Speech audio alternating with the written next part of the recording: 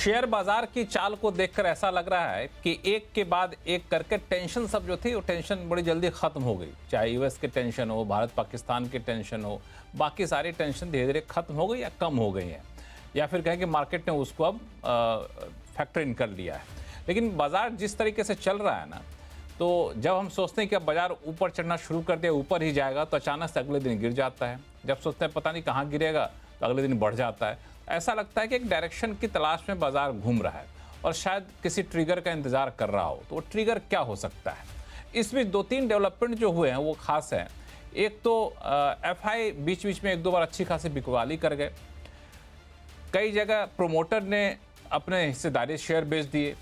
IPO बाजार फिर से गुलजार होने लगा है। तो ये सब क्या संकेत दे रहे हैं? तो आज आवाज अड्डा में करेंगे इसी पर खास चर्चा। नमस्कार, मैं हूं लक्ष्मण राय और मेरे साथ विशेष मेहमान हैं मार्केट एक्सपर्ट सुदीप बंदोपाध्याय जी हैं, मार्केट मिथ इंडिया के head equity research Mayuresh Joshi ji हैं, फोर्ड कैपिटल के senior fund manager Parag Thakkar साहब हैं और इक्विंटिस रिसर्च एंड रैंकिंग के सीआईओ जसप्रीत सिंह अरोड़ा साहब हैं। और कुछ ही देर में हमारे साथ जुड़ेंगे सुनील सुवर्णम साहब, जो कि जाने माने मार्केट एक्सपर्ट हैं। तो आप सभी मेहमानों का बहुत बहुत स्वागत हमारे शो में। और पूरा हफ्ता ठीक ठाक रहा या उथल पुथल भरा रहा, क्या कहेंगे सुदीप जी इसको? उथल पुथल भरा रहा, बहुत अप्स एंड डाउन्स रहा। और ये वोलेटिलिटी कुछ हद तक ग्लोबल मार्केट से हमारे यहाँ आया है और ग्लोबल संकेतों का बहुत बड़ा रोल है इसमें, ये मैं मानूंगा। एफआईआईज के तरफ से अच्छा खासा बिकवाली देखने को मिला। बीच बीच में थोड़ा बहुत खरीदारी भी आया, पर वोलेटिलिटी बहुत जबरदस्त था। और हम लोग ये मानते हैं कि आने वाले टाइम में भी ये वोलेटिलिटी रहेगा, क्योंकि जो टैरिफ रिलेटेड जो पॉज ट्रम्प साहब ने किया था, वो पॉज का जो टाइम है वो खत्म होने को आ रहा है। और इसी के चलते तरह तरह के जो कंसर्न्स वो सामने उभर के आ रहे हैं। कितने देश ट्रेड एग्रीमेंट साइन कर पाएंगे, उसके पहले उसको उसमें कुछ एक्सटेंशन होगा नहीं होगा, कैसे यूएस का जो बजट है जो कि अप्रूवल के तरफ जा रहा है, वो कहा जा रहा है कि 3 से 5 ट्रिलियन डेफिसिट बढ़ा देगा, और क्रेडिट रेटिंग में फर्दर क्या इंपैक्ट आएगा यूएस का। ये सारे जो इश्यूज है ये एफआईआईज को परेशान कर रहा है और थोड़ा बहुत रिस्क अवर्शन एफआईआईज के अंदर देखने को मिल रहा है। तो मुझे लगता है कि थोड़ा बहुत सतर्क रहना निवेशक के लिए सही होगा, और volatility absolutely will be par for the course. बिल्कुल, थोड़ा सतर्क रहना अच्छा होगा। और आपने बड़ा अच्छा एक जो वजह बताई ना, वो ट्रम्प साहब का जो टैरिफ का डेडलाइन है। लेकिन डेडलाइन से पहले भी वो कई बार हेडलाइन बना दे रहे हैं। अब देखिए, अब खबर ये है कि उन्होंने कहा है कि अगर यूएस में एप्पल फोन बेचना है तो आप यूएस का ही बना होना चाहिए। बाहर से लाओगे, इंडिया से या किसी और दूसरे देश से, तो आप पर हम लगा देंगे 25% ड्यूटी। अब इस तरह के जब ऐलान करेंगे तो मार्केट तो वाकई थोड़ा बहुत डर ही जाएगा। पराग ठक्कर साहब। जी, आपने बिल्कुल सही कहा। मैं अभी यही कहने वाला था और मैं सुदीप जी से 100% सहमत हूँ कि मार्केट वॉलेटाइल ही रहने वाला है। बिकॉज एक तरफ ट्रम्प की जो टैरिफ की जो डेडलाइन है, जैसे सुदीप जी ने कहा, वो नजदीक आ रही है। आपने जो सही बोला कि कई बार वो डेडलाइन से पहले हेडलाइन बना देते हैं, और जो आज एप्पल के साथ हुआ है, कल हार्वर्ड यूनिवर्सिटी के साथ हुआ था।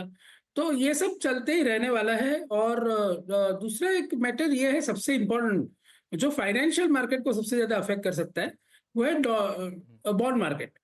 तो बॉन्ड यील्ड जो है, बॉन्ड वो मार्केट लॉन्ग का टर्म भी काफी बॉन्ड, वो यूएस और जापान के बॉन्ड यील्ड जो परसों, यूएस के बॉन्ड यील्ड 5% के ऊपर चले गए थे 30 ईयर के, और जापान के 3% के ऊपर चले गए थे। तो ये संकेत देता है कि इन कंट्रीज की डेफिसिट बढ़ती ही रहेगी। और ये जो ट्रम्प साहब का बजट है, जिसमें वो टैक्स काटने की बात कर रहे हैं, उससे और बढ़ेगी। राइट, टैरिफ से इन्फ्लेशन और बढ़ेगा।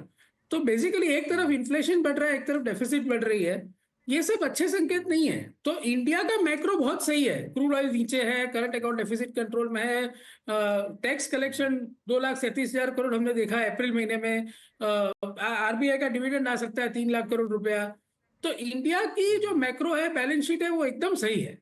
लेकिन जो ग्लोबल चीजें हैं, वो उसको हम अवॉइड नहीं कर सकते। इसलिए मेरी राय भी यही है कि इन्वेस्टर्स को एकदम सतर्क रहना चाहिए। और 100% यह है कि जब मार्केट बहुत ज्यादा यूफोरिक हो, तब थोड़ा सा कैश पे बैठना चाहिए। और मार्केट जब बहुत ज्यादा पैनिक कर जाए, जैसे कि इंडिया पाकिस्तान के टाइम पे हुआ था, तब वो पैसा थोड़ा सा काम पे लगाना चाहिए, ताकि वो अल्फा जनरेट होता रहे, अच्छा रिटर्न मिलता रहे, रिस्क एडजस्टेड रिटर्न। और स्टॉक सिलेक्शन जो है वो अपने एडवाइजर को कंसल्ट करके अच्छे स्टॉक्स में, अच्छी बैलेंस शीट वाले, अच्छे प्रमोटर वाले कंपनीज में नीचे के भाव में खरीदे। वही अच्छी, मेरी तरफ से वही सलाह है इन्वेस्टर्स को। बिल्कुल। दरअसल मयूरेश जी के पास जाऊं और जसप्रीत जी के पास जाऊं, इससे पहले पराग साहब, एक सवाल जो आपने बॉन्ड वाली पूछी ना, उठाया कि बॉन्ड यील्ड वहां बढ़ता है तो एक रिस्क है, मुझे थोड़ा समझाइए एक आसान भाषा में, एक आम ऑडियंस के लिए, कि ये बॉन्ड यील्ड कैसे हमारे बाजार, इंडियन मार्केट को कैसे प्रभावित करता है, इससे क्या रिश्ता है इसका? बॉन्ड यील्ड जब बढ़ते हैं तो जब एक सीधा सा रिश्ता है कि अगर इंटरेस्ट रेट अगर बढ़ते हैं तो आपकी जो टर्मिनल वैल्यू है आज की, जो डिस्काउंटेड कैश फ्लो आप करते हो आज की वैल्यूएशन निकालने के लिए किसी भी कंपनी में, तो उसकी आज की वैल्यू गिर जाती है अगर लॉन्ग टर्म में इंटरेस्ट रेट बढ़ रहे हैं, राइट? तो ये एक फंडामेंटल चीज है। तो ये बॉन्ड यील्ड क्यों बढ़ रहा है? तो वो इसलिए बढ़ रहा है कि बॉन्ड इन्वेस्टर्स को ये लग रहा है कि ये कंट्रीज की डेफिसिट बढ़ती रहेगी, तो किस हद तक ये डेफिसिट को आप फंड करोगे, राइट? तो इसीलिए वो बॉन्ड बेच रहे हैं। तो बॉन्ड बेच रहे इसलिए वो बॉन्ड यील्ड बढ़ता जा रहा है। और वो बॉन्ड यील्ड बढ़ने से ये संकेत मिलता है कि अगर आपका इंटरेस्ट रेट बहुत ज्यादा बढ़ रहा है तो इक्विटी पी मल्टीपल जो है वो ज्यादा नहीं बढ़ सकता। तो फंडामेंटली जब इंटरेस्ट रेट बढ़ते हो, वो भी इस कारण कि ग्रोथ नहीं है, ग्रोथ के कारण बढ़ रहा हो तो अलग चीज है, बट ये बढ़ रहा है डेफिसिट की वजह से, डेट की वजह से, तो ये tension is a negative reason. और या तो इन्फ्लेशन की वजह से, बिकॉज टैरिफ आ रहा है, राइट? तो ये सब नेगेटिव रीजन, निगेटिव रीजन से अगर बढ़ता है तो फिर आपको टेंशन लेने की जरूरत है। इसमें सुनील सुब्रमण्यम साहब हमारे साथ जुड़ चुके हैं, बॉन्ड यील्ड पे भी काफी पैनी नजर रखते हैं। सुनील साहब, अभी पराग ठक्कर साहब कह रहे थे कि बॉन्ड यील्ड जो है ये भी एक रिस्क है बाजार के लिए, जिस तरीके से बढ़ रहा है और निगेटिव रीजन की वजह से बढ़ रहा है। आप कितना बड़ा फैक्टर इसको मानते हैं?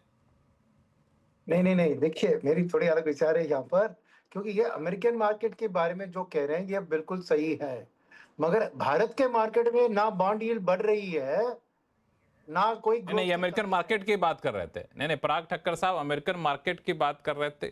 पराग ठक्कर साहब, सही कह रहा हूं मैं? यस, मैं इंडिया, मैंने भी यही बोला कि इंडिया का मैक्रो जो है वो एकदम सही है और इंडिया का बॉन्ड यील्ड भी नीचे है, लेकिन ग्लोबल फ्लोज जो है वो ये यूएस बॉन्ड यील्ड और जापान बॉन्ड यील्ड के चलते चेंज हो सकते हैं। हाँ, ये इन्होंने कहा। सुनील जी, तो नहीं, वही मैं कह रहा हूँ कि क्या होता है कि जो वो कह रहे हैं कि बॉन्ड यील्ड जाने के कारण इक्विटी का रिस्क प्रीमियम बढ़ जाता है, वो सही है अमेरिकन मार्केट के लिए, मगर दिक्कत क्या है कि अल्टीमेटली कि बॉन्ड यील्ड जो, देखिए फेड का जो रेट्स होते हैं वो शॉर्ट टर्म में होता है और लॉन्ग टर्म की यील्ड है मार्केट की जो सोच। तो अगर लॉन्ग टर्म में यील्ड बढ़ रही है तो समझिए कि नॉर्मली डिमांड एंड सप्लाई होता है। अगर 10 साल का या 30 का इंटरेस्ट रेट बढ़ रहा है, क्यों? क्योंकि डिमांड है ना जो, और सप्लाई की बात होती है। तो मेरा मानना है कि ये क्रेडिट जो रिस्क डिफॉल्ट किया है मूडीज ने on top of the other to rating agencies, क्या अमेरिकन इकोनॉमी में कोई संकेत आने वाला है, इससे वो डर के दो चीज होते हैं इसमें। एक तो जैसे उन्होंने कहा इक्विटी में उनका जो रिक्वायर्ड रिटर्न होता है वो बढ़ता है, मगर सेकंड अगर वो डेट में निवेश करते हैं तो रिस्क फ्री उनको आज 4.5-10 साल की में मिल रहा है ना, बिना कोई रिस्क लिए। तो unless equity can beat that return, क्योंकि इक्विटी में रिस्क होता है, whereas यूएस गवर्नमेंट को लेंड करने में कोई रिस्क नहीं है, क्योंकि भले ही रेटिंग डाउनग्रेड हो, यूएस गवर्नमेंट को नोट प्रिंट करके वो रिपे करना है, तो कोई दिक्कत नहीं है कि डिफॉल्ट हो जाएगा। तो इशू है कि एलोकेशन में वो समझ रहे कि डेट सेफर है, क्योंकि एक यूएस गवर्नमेंट का है नो रिस्क इन रिपेमेंट और यील्ड भी बहुत अच्छी मिल रही है, तो एक डेट इक्विटी का रीअलोकेशन भी हो रहा है, इसके कारण उधर मार्केट पे दबाव आ सकता है।